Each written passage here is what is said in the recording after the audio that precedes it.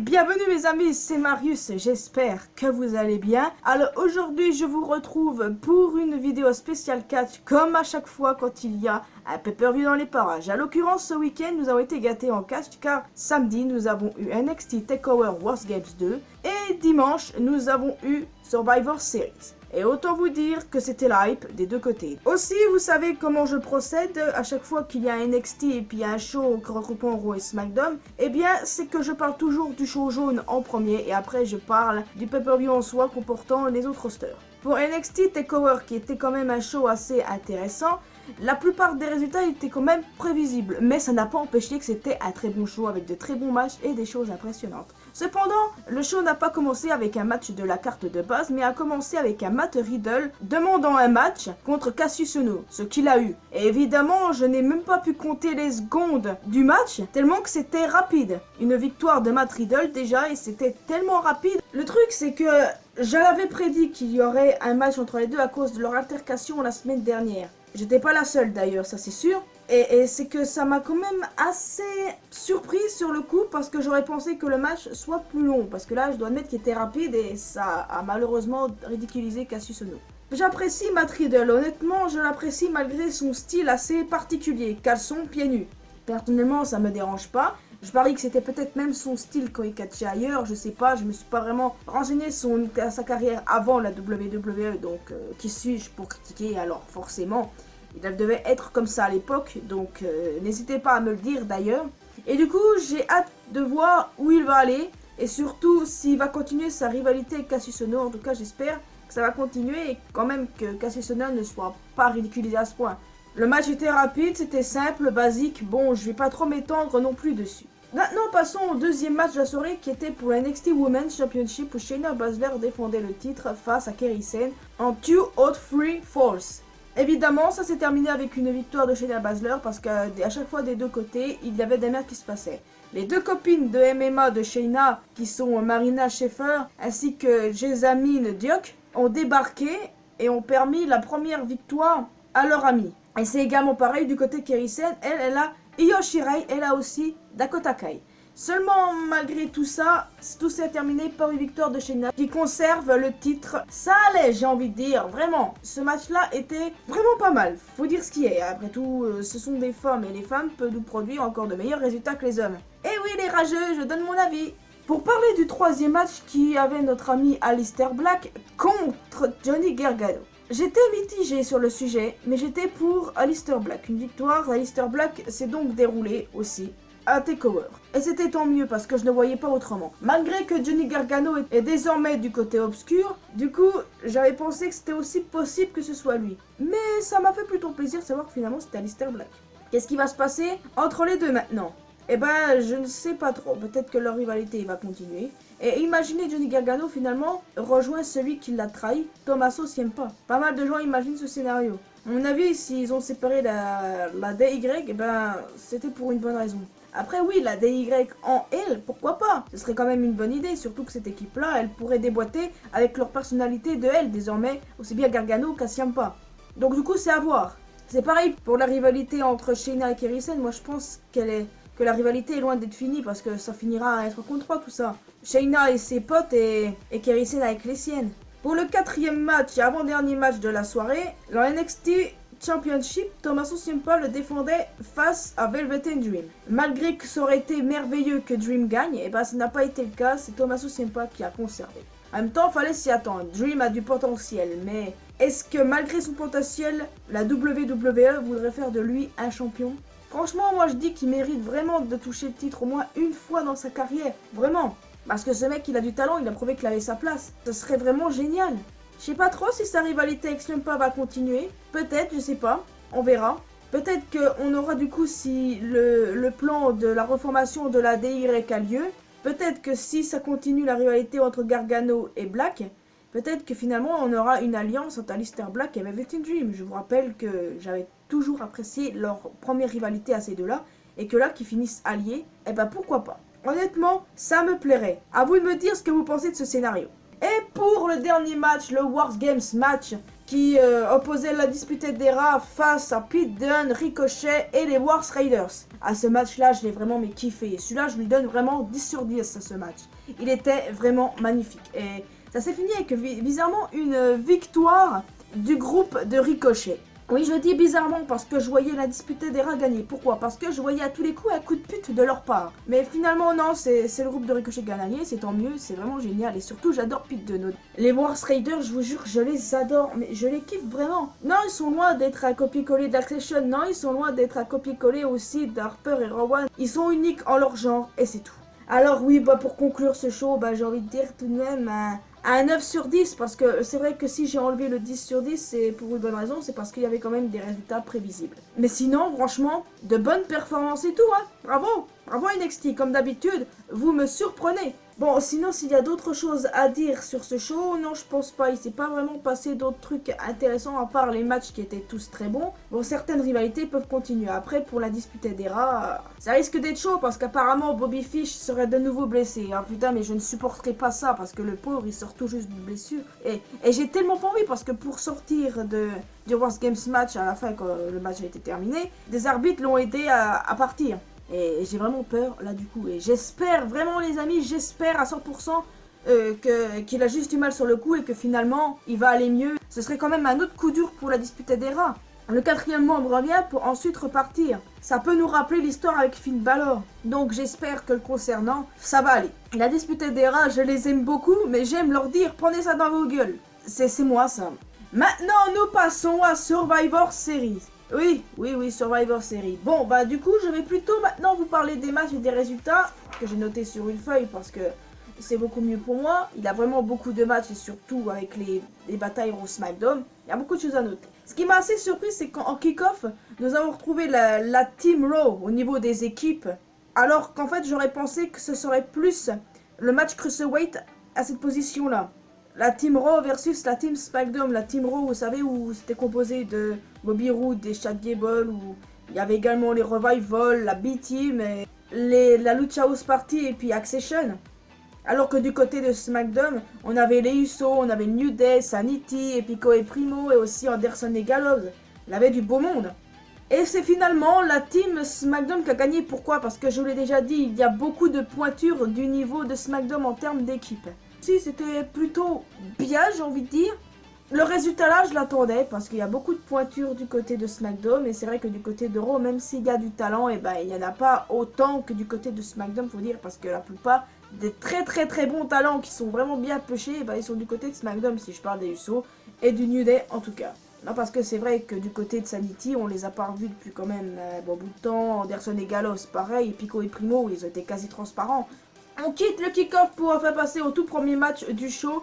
Alors ce match-là, c'était la Team Raw versus Team SmackDown au niveau des fans. La Team Raw qui était initialement composée de Mickie James, Nia Jax, Tamina, Ruby Riott et Natalya. Seulement, il y a eu des problèmes entre Natalya et Ruby Riott et Alexa Bliss a dit vous dégagez, il y a de nouvelles personnes qui vont venir et à la place ce fut Sasha Banks et Bayley. Et du côté de SmackDown, nous avons Asuka, Carmella, Naomi, Sonya Deville, et finalement il n'y en manquait une et ce fut Mandy Rose. J'aurais dû réfléchir. Pour moi c'était Nikki Cross. J'aurais tellement aimé en fait. Pour moi c'était logique. Un peu déçu sur ce côté-là. J'étais du côté de SmackDown parce que je sais pas pourquoi, parce que du côté SmackDown il y aurait beaucoup plus d'entente que du côté de Raw. Mais finalement c'est normal que Raw ait gagné puisque finalement il n'y a pas eu de problème. Et que c'est pour ça qu'elles ont dégagé Natalya et Ruby Riott de la Team Raw pour que la team puisse s'entendre et donc gagner. Et bah ça a été le cas. Une victoire pour Raw. Ensuite, le troisième match était champion contre champion. Le champion intercontinental contre le champion des États-Unis. Seth Rollins versus Shinsuke Nakamura. Victoire de Seth Rollins, je m'attendais pas à ça. Je voyais une victoire de Nakamura à cause de Dean Ambrose qui aurait débarqué. Le seul problème, c'est que Dean Ambrose n'a même pas débarqué. Ça m'a assez déçu sur le coup que Dean n'ait même pas intervenu. C'était une chose que j'attendais le plus là-dedans. Bon, le fait est qu'après ça, le premier match de TLC est confirmé, ce sera pour le titre intercontinental, Seth Rollins contre Dean Ambrose. Bon, ces prochaines semaines, Dean va vraiment faire chier Seth, mais j'aurais aimé qu'il le fasse chier hier soir, j'aurais aimé. Je vois pas trop la logique de l'avoir tenu à l'écart en fait. Quatrième match, les Authors of Pain contre The Bar, donc champion contre champion encore. Pour crédibiliser les Author of Pain, c'est eux qui ont gagné, The Bar se sont fait ridiculiser. Fallait s'y attendre, personnellement les Author of Pain sont devenus champions assez récemment et il fallait pas le décrédibiliser en les faisant perdre contre The Bar malheureusement. Parce que The Bar, quoi, ils font de très bons trucs, c'est mon équipe de SmackDown préférée. Assez déçu qu'ils ont perdu, mais moi j'allais dans la logique. Le cinquième, c'était pour le titre Cruiserweight, Buddy Murphy qui défendait le titre face à Mustafa Ali. Finalement, c'est Buddy Murphy qui a conservé. Je l'avais dit ça, mais après j'avais changé sur Discord en disant que finalement j'étais pour Mustafa Ali parce que pour moi, il devait toucher le titre au moins une fois. Parce que je sais pas, s'il ne le touchait pas là, il ne le touchera plus jamais en fait. Parce que Mustafa Ali, c'est un des gars de Cruiserweight que je vois champion et qui doit impérativement l'être. C'est pareil pour Drew Gulak, moi je le vois champion bientôt. Parce que personnellement, moi je pensais que le délire de Buddy Murphy champion, c'était juste parce que c'était en Australie Super Showdown. Mais en fait non, ils ont l'intention de pousser plus loin. Bon après, je dis pas que Buddy Murphy est mauvais, bien au contraire. C'est juste que je m'attendais à voir Mustafa Ali être champion. C'est tout. Et j'aurais vraiment aimé que ça se déroule comme ça.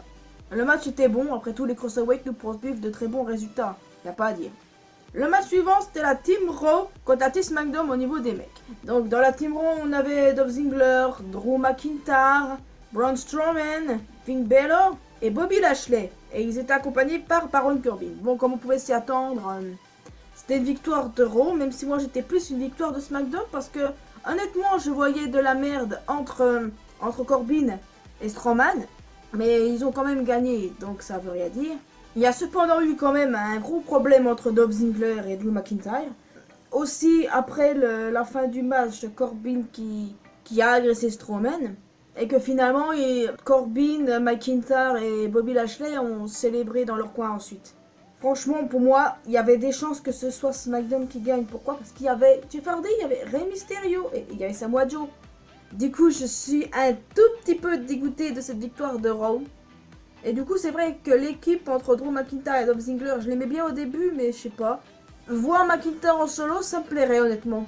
Mais après, pour Ziggler, il sera mis de côté. L'avant-dernier match de la soirée, c'était Ronda Rousey contre Charlotte Flair. Initialement, ça devait être Becky Lynch, mais elle était dans un sale état. Bon, vous avez vu comme moi, je vais pas trop expliquer ce qui s'est passé. Le match Ronda-Becky me hypait de fou. Vraiment, j'étais hype. Mais j'étais trop déçu quand elle a donné sa place à Charlotte. Ah non, j'ai rien contre Charlotte. Le match était plutôt bon. Mais dans l'histoire, faut dire ce qui est, c'est que j'aurais préféré voir Ronda contre Becky. Parce que on avait champion contre champion depuis le début, que ce soit par équipe, que ce soit au niveau des hommes, intercontinental, US. Bon voilà, c'est pas la faute de Becky, hein. Mais c'est trop dommage.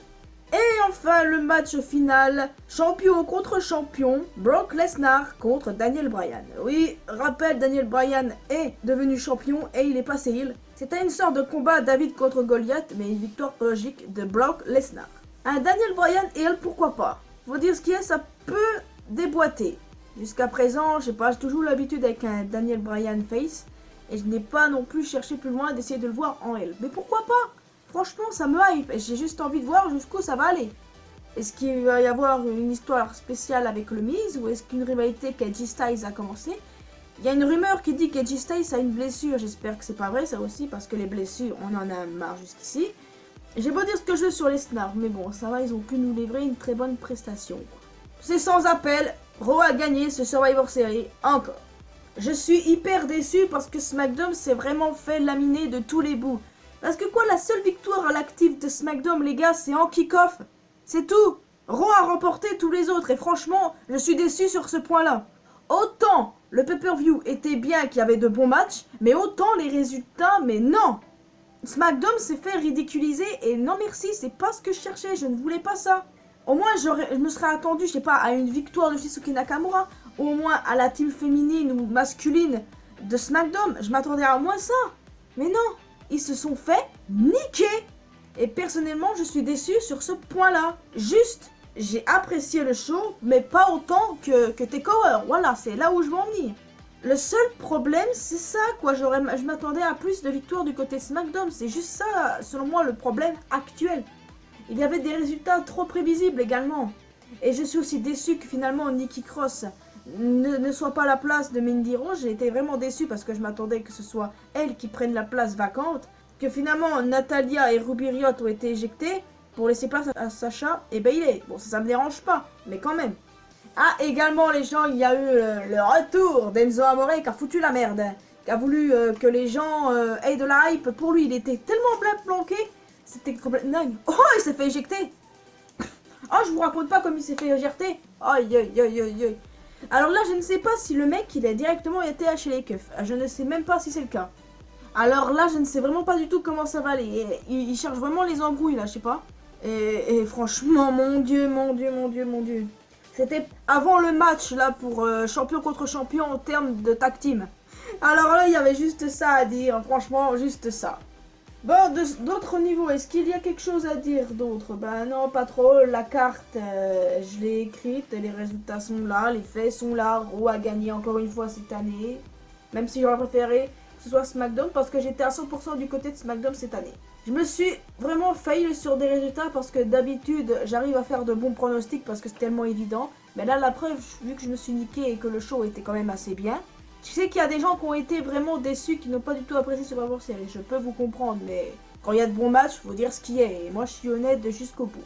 Bon, moi, les amis, j'ai fini de donner mon avis sur tout. C'est juste que je m'attends à voir ce qui risque de se passer à Raw. Par exemple, à Raw, est-ce que, bien sûr, Dean va seulement faire chier Seth ici, alors qu'il aurait pu le faire à Survivor Series? Ce que j'attendais. Qu'est-ce qui va se passer encore entre Ziggler et McIntyre? Je ne sais pas, j'ai vraiment hâte. Aussi pour voir ce qui va se passer entre Corbin et Strowman, là aussi. Du côté de SmackDown, qu'est-ce qu'on va avoir? Daniel Bryan qui va refaire des siennes en tant qu'elle. Est-ce que AJ Styles sera toujours là et qui va arbitrer entre eux? Ou bien est-ce que The Miz va passer face, comme pas mal de gens le pensaient? Parce que, jusqu'à preuve du contraire, Daniel Bryan, avant d'être champion, était dans la team SmackDown. Et il devait s'entendre avec le Miz et ils étaient co-captain. Ce serait quand même intéressant un Miz face et finalement contre Daniel Bryan, elle. Jusqu'ici, on a eu un Bryan face et un Miz L. Et là, ce serait intéressant que les rôles soient inversés.